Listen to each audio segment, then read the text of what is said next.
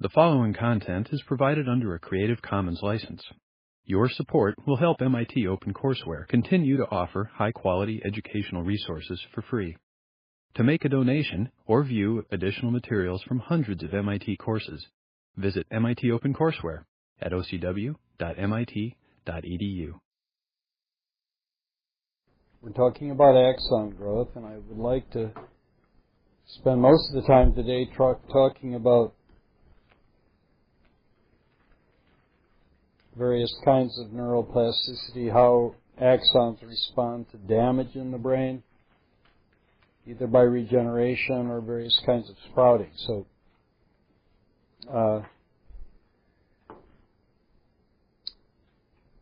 we were talking about chemicals, effects on growth, and this is where we ended last time.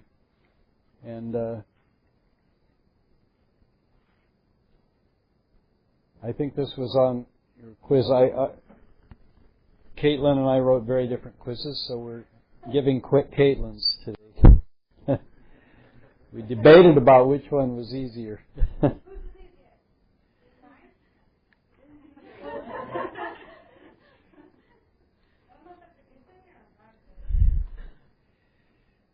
Well, it's sometimes hard for me to judge what will be easier. So we went by her judgment today. So this was one of your questions, right? So what is the difference? It's pretty straightforward. Tropic always means affecting direction. So remember we talked about nerve growth factor. Axons can grow up a gradient of nerve growth factor. But trophic always means supporting survival or growth. So I divide it into two types. Survival promoting effects. Many cells that depend on nerve growth factor won't survive. The axons don't take it up. But we know that these neurotrophic factors also increase the amount of growth. So you get very little growth without growth factor, and you get a lot of growth with it.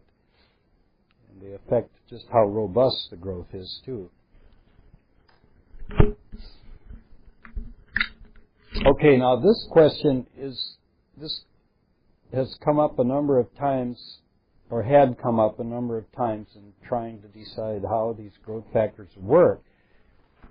So, for example, there's a particular, this will come up later in the class, but we can cover it right now.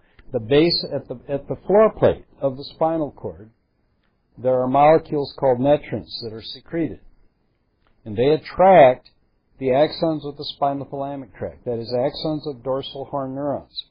So they grow down to the floor plate. But then they cross over, and they go up into the lateral columns on the other side.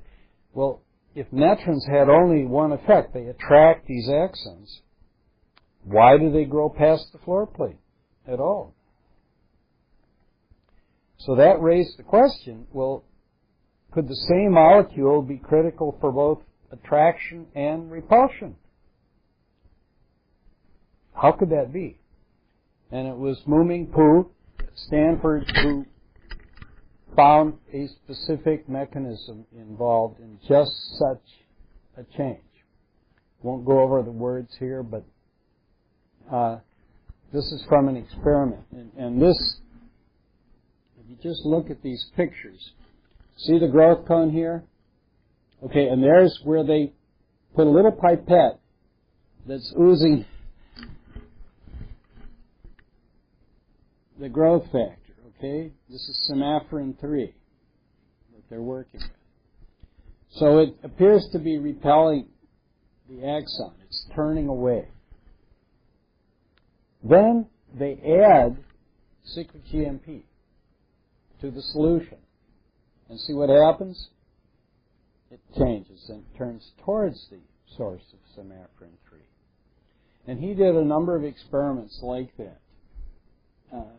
And he tried both cyclic GMP and cyclic AMP, really similar in their actions, and both of them could have this effect on the way an axon responded to these semapherins, which, like natronly, could affect the growth of axons at a distance just by diffusing through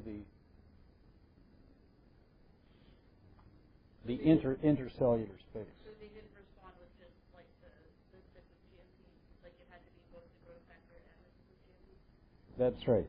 Yeah, they did all. He is a good experimenter. He did all the controls.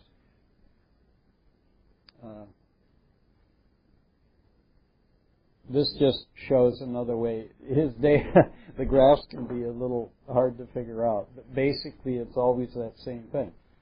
He varies the substance and its concentration and looks for effects on the directional effects on the axon. And he finds this dependence, not just on the growth factor, but also on the presence of these other molecules. That doesn't mean we completely understand what's happening in the floor plate region. Okay? That story has never, to my mind, been finished. We know that neutrons are important in the attraction effect. But whether these energy supplying molecules, or how they change when they reach the floor plate, that's not as clear. You can imagine other things that could be going on.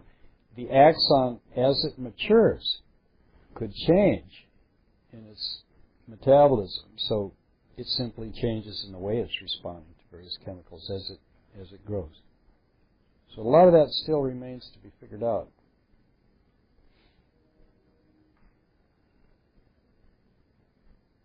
This is a summary of some of the work on this molecule, semaphorin 3. It's found in the ventral part, the ventral horns of the spinal cord. So where you see the darker brown here, you have some semaphorin 3. And notice, as is well known from anatomical studies, these large axons from the muscle stretch receptors grow right into the ventral horn. But the fibers that terminate in the dorsal horn just won't grow into that ventral horn region. So the proposal is that it could serve as a kind of molecular sieve. It's just sorting the axons. Only some of them can grow into that area.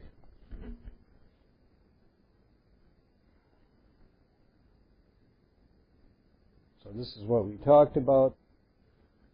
Here I've already written answers because I posted these already. What's meant by exuberant axonal projections? This is a well-known phenomenon in axon development. Many times axons form they distribute terminals in areas that they don't later on. So they disappear. So we say they have exuberant projections, but then they regress with maturation.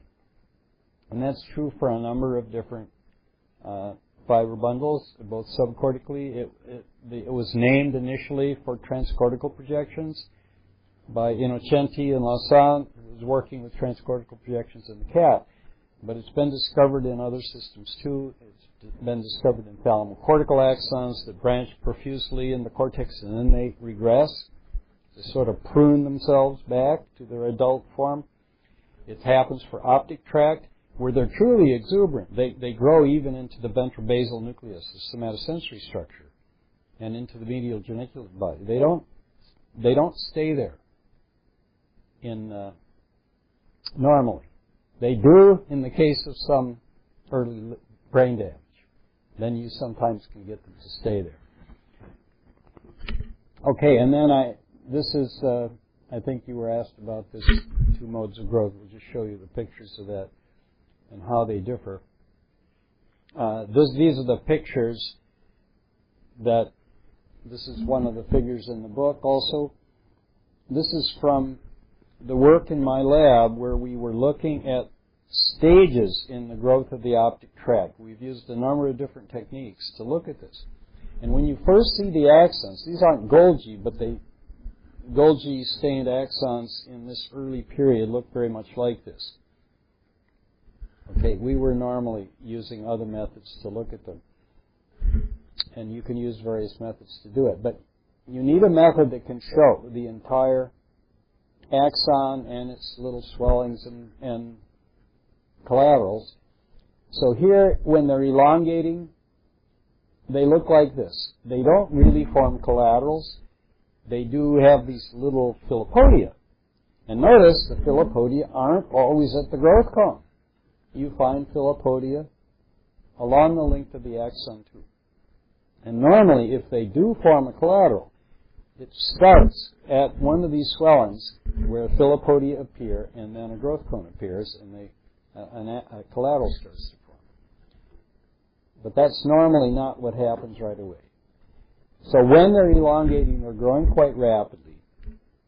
In the optic tract, we measured it, is between 60 and 100 microns an hour. Okay, so then here's the next stage. They start to form branches. And you'll notice the exuberant projections. They're forming branches in many places. If this from here to here is all superior colliculus, well, that means they're terminating the whole length of the colliculus early on.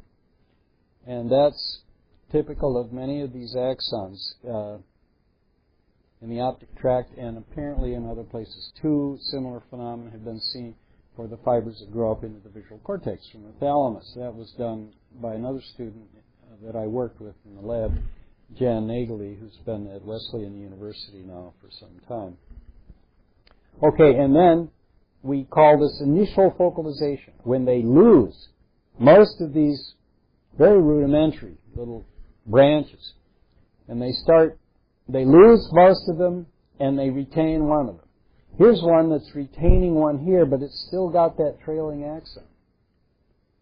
And because we don't see a lot of degeneration occurring, we assume that that axon is literally pulled back, retracted. Just like we saw in the tissue culture pictures, we just saw the axon was able to retract some distance. That's what's happening apparently here. So they end up forming their arbor in one location. And they might form more than one arbor. Like they might form an arbor here in this colliculus. They might form another arbor. I show it going in the opposite direction because this could be in the thalamus, or they're terminating in one of the geniculate bodies. And then, when they first arborize here, they tend to arborize throughout the layers of the geniculate body or the colliculus, but then they become more focal. They end up only in one layer. So they're maturing now. They're doing more pruning. And then they go through a slower process. This is even after the eyes open, is right here, which in a hamster is about 15 days old. Then they undergo changes, the ending matures, they form synapses, and so forth. In these earlier stages, they're not forming mature synapses yet. It doesn't mean they don't form contacts. There are immature synapses that they do form, and many of them are not maintained in the adulthood. Yeah. At what point during the axon development, are these axon myelinated? No, good question. There's no myelin yet in these early stages. The myelinization, the oligodendrocytes don't appear until the animal's a couple weeks old. They appear in these later stages. When we talk about arbor maturation, that's when you're beginning to get the oligodendrocytes starting to wrap axons. Very important point. The myelin appears after the initial formation of the axons and its connection. Thank you for that question. Okay. So this is just about the rate. I point out we were able to estimate the arborization rate in the geniculate body especially. When they start to arborize, how long does it take for those arbors to form? And in the geniculate body, they have to grow from the surface all the way into the deeper part of the geniculate. It's about 1/10 the rate of elongation. So it's much slower, but remember, they now are supporting multiple growth cones instead of just that one or just a few. Okay?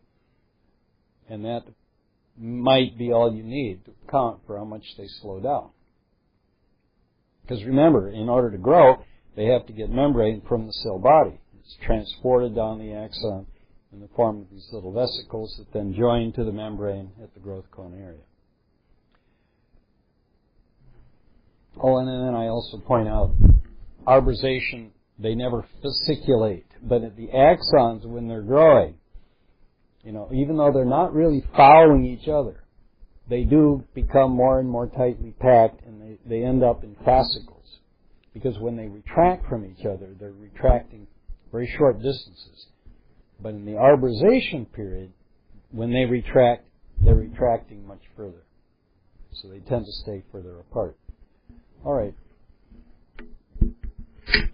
These are other molecules, the ephrins, ephrin receptors. Do you have any idea what those do? Yes?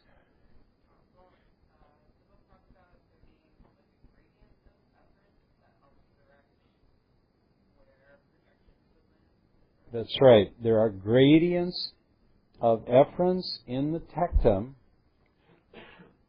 and there are gradients, of the receptor for those ligands in the retinal cells, meaning in all down the axon from the retina. Okay?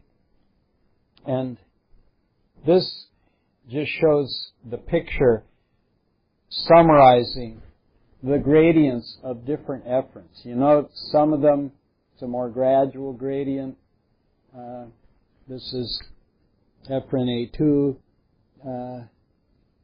And here's A5 that's not found at all in the front of the more anterior parts of the tectum. This is the retina here and the tectum here in these diagrams. And they know that these play a very particular role in the formation of the map, at least the nasotemporal map. But then later they discovered there were ephrin gradients in the other direction too. So even though the axons are organized when they come in, there's a greater organization that results from the ephrins. So how does it work? The major mechanism seems to be a selective repulsion.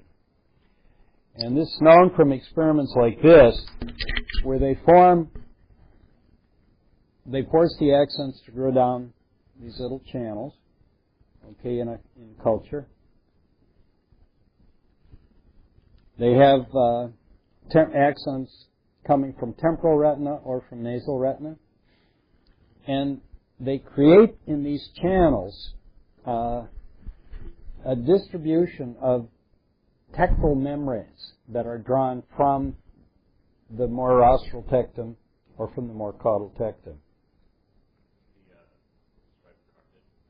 Yeah, this is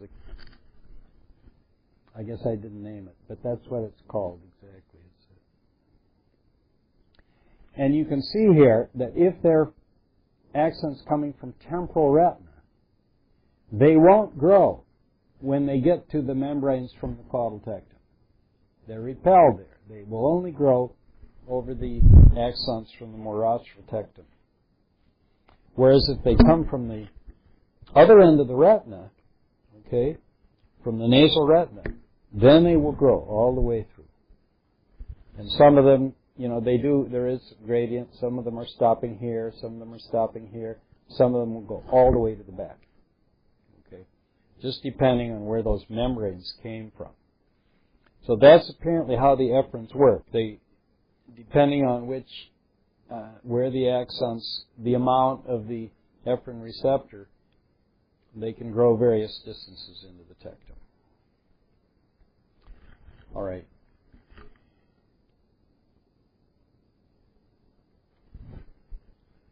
So that's all about normal development. Mostly the visual system where it's been studied most extensively, but there are good studies of the growth of the corticospinal tract. There There are other systems that have been studied, but that retinotectal system has been the major model for the study of map formation and early development of the axons. I want now to talk about plasticity. We'll start with plasticity in those maps. I just described that there's these chemical gradients are sort of determining where they're going to end.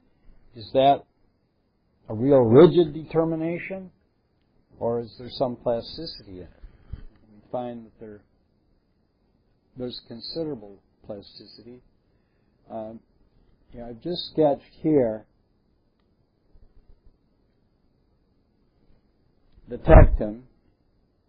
Let me show you here. You're looking down on the top of a hamster midbrain. That's the superior colliculus. This is inferior colliculus back here where those axons don't go. And here's another picture like that. And then I show a picture of the retina. And I've labeled them according to retinal coordinates here. The coordinates that we use are based on the attachment of the eye muscles, because it's always the same. Okay, and if you just go by the position with respect to the head, then you're dependent on, well, exactly how were those eyes rotated, when you were measuring in the eye. And of course, this is often done with physiology, getting these maps, but you still don't know the exact position. But if you go by the eye muscles, then you know. All right, so now, let's do this. Here's the normal map. Temporal retina terminal. Here's the axons. Let me indicate axons coming in here. Here's the optic tract, okay? Just draw a few of the axons. But that's the course they follow, okay? The geniculate body would be up here. They're crossing over the geniculate body. And of course, most of these axons have crossed in the optic chiasm, so most of them are coming from the left eye, and they're coming into the right superior colliculus. Okay? So now, very early, when these axons are just starting to grow in, let's just make a lesion. We'll just eliminate the whole caudal tectum. What happens? Do you just get half a map forming? That certainly was one of the possibilities.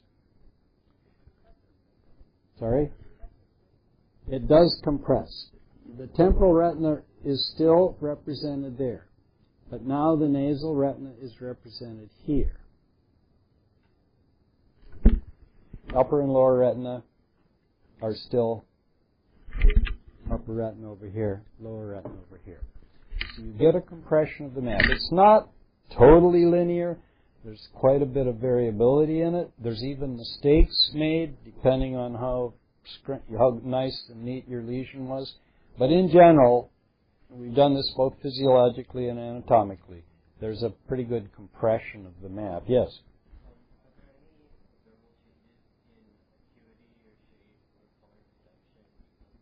Well, these were done on hamsters that don't really have good color vision at all.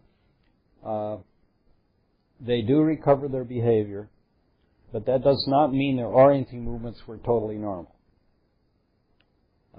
What would you expect?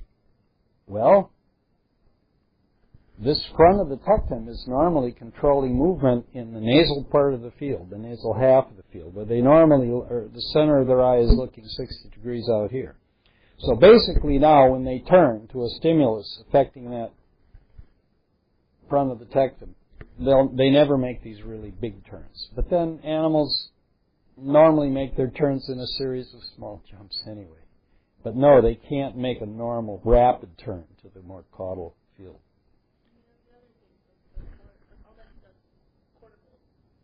The cortical, well, there is some color representation in the tectum of animals that have good color vision, like the squirrel, for example. But people have not studied color very much in the tectum. It's mostly in the cortex that's been studied. Okay, so now, what about map expansion? Now, the way that has been studied is very early. We put a little electrode into the eyeball through the sclera. We poke an electrode in and we make a lesion, usually with heat or radio frequency. So let's say we've done that. We've made a hole. Okay, so what happens in the eye? Normally, that would correspond to an area like this.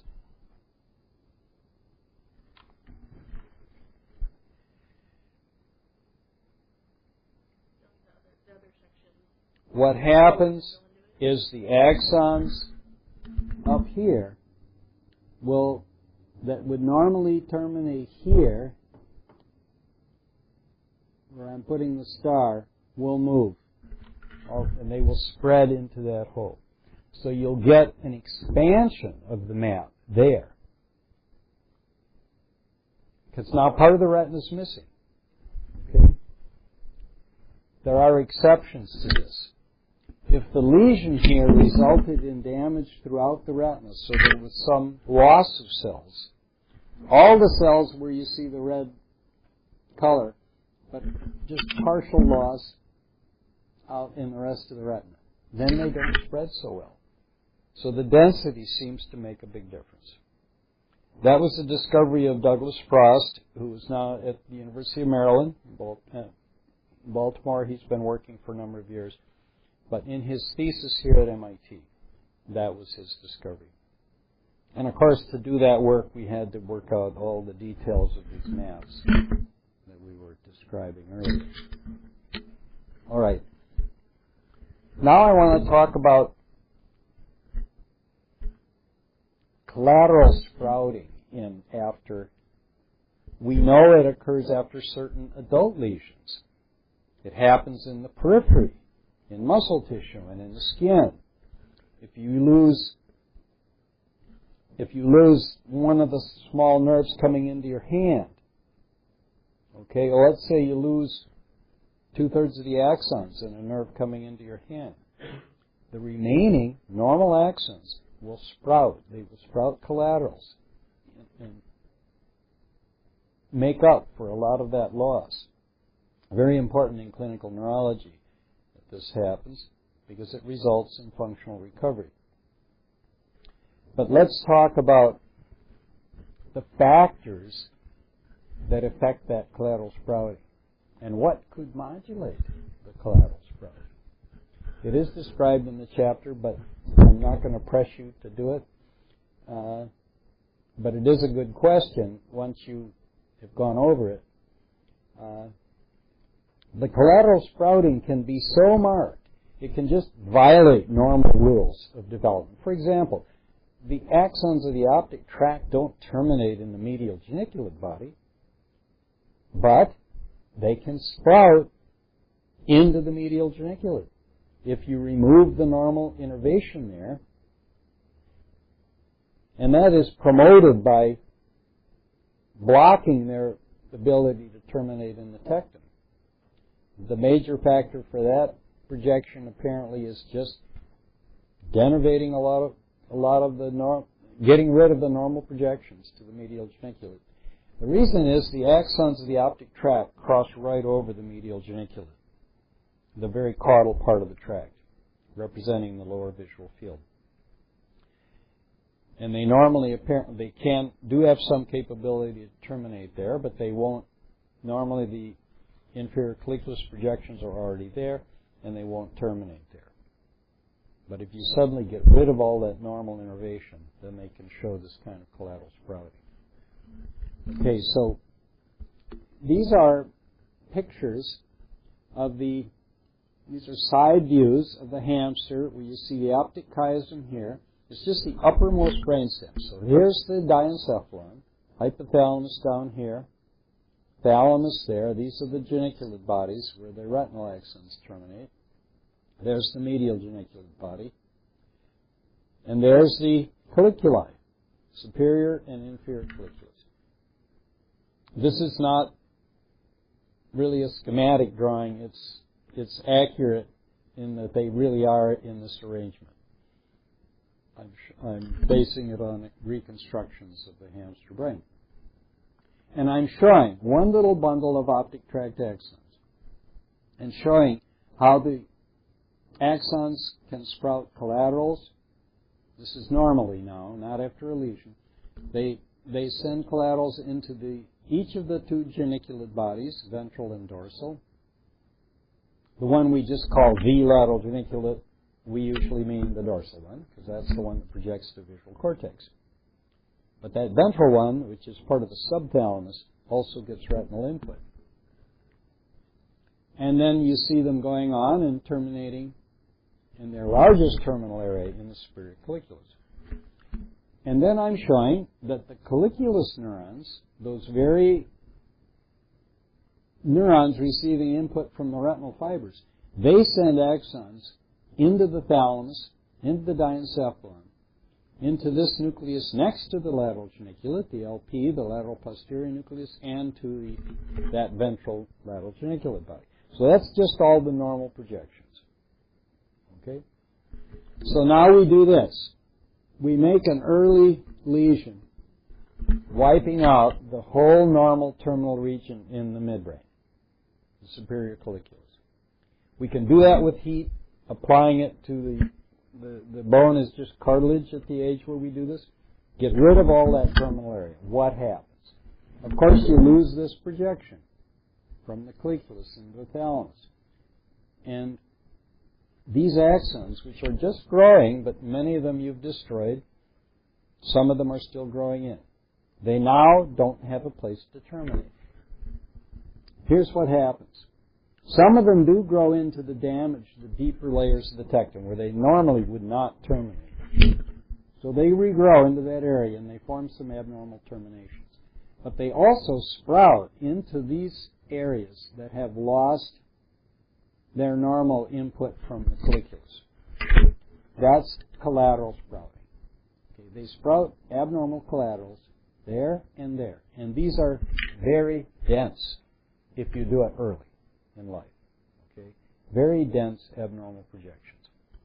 And if in addition to wiping out the colliculus here, you also eliminate all those auditory system fibers into the medial geniculate, now you not only get those abnormal projections described in the previous slide, now you get axons growing right into the medial geniculate body.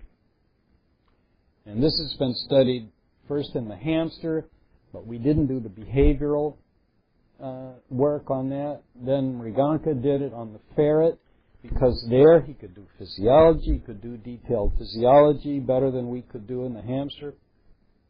And he even did behavior. He has behavioral evidence for their functionality. It's like now the auditory cortex becomes a visual cortex, and he's recorded from it. We'll come back to that near the end of the class. And you can record from them here too, and you find the visual input in the auditory system structure. So that's what I mean when I say they lose their normal specificity. They can grow into areas that are denervated. It does not mean they'll grow anywhere. They will grow in. They grow heavily into the LP. They grow into the medial geniculate, also quite densely. But that doesn't. We've never been able to get them to sprout like that in the hypothalamus. Okay. So some places are chemically more compatible for the retinal axons than others. So when we talk about collateral sprouting, sometimes it's more of a spreading, as you see here. Here I'm just showing you the concept. Here we have two axons terminating in a cortex-like arrangement, or it could be in the colliculus, but in a laminar pattern. If we get rid of one of them, like this, The other one here doesn't really have to increase the number of terminals. It may just spread its terminals over a wider area.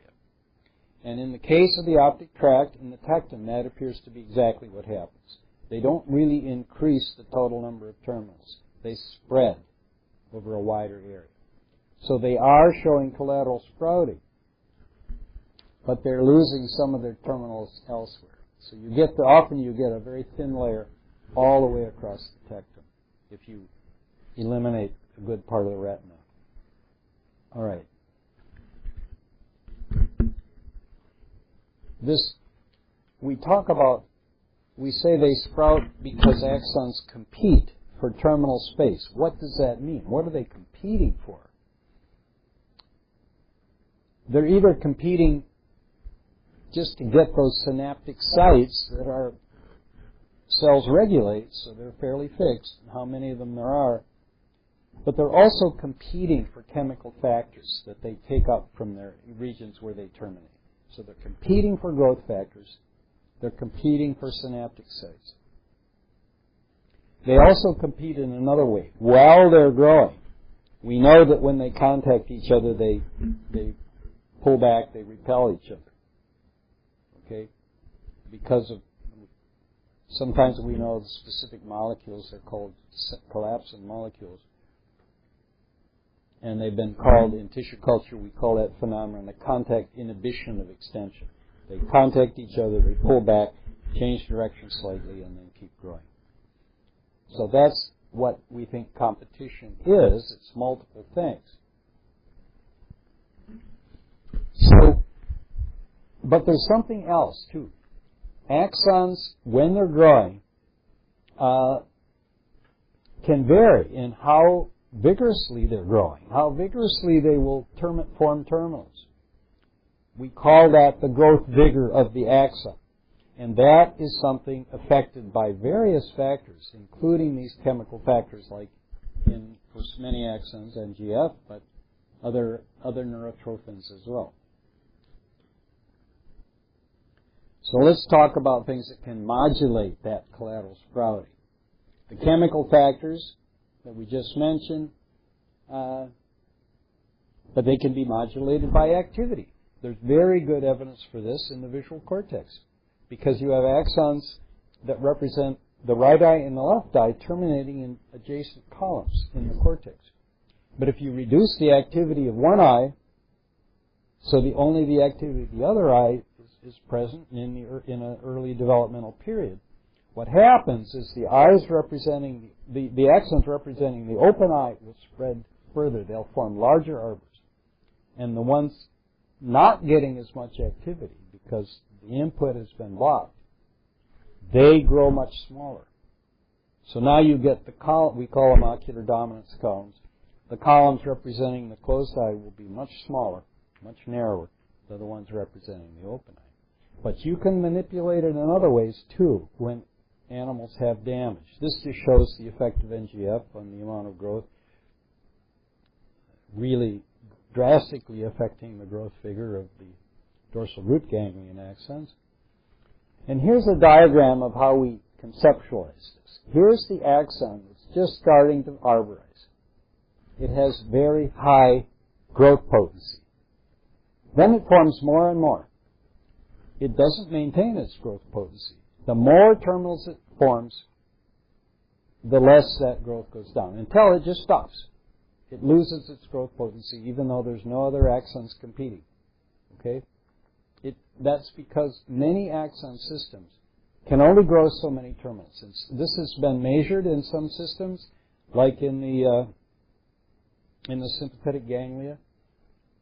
This has been measured by in England by Jeff Raceman and Pauline Fields that he worked with. They actually used the electron microscope and they could estimate the total number of terminals. They were always regulated.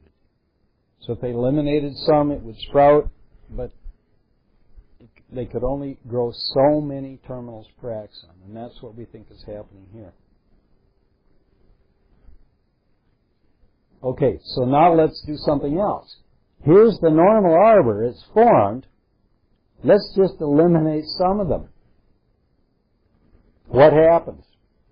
Well, the growth, now you're below the normal number, so the growth potency goes way up. It goes up here, but it also go up for a collateral area, say back in the thalamus, until it forms the number that it regulates.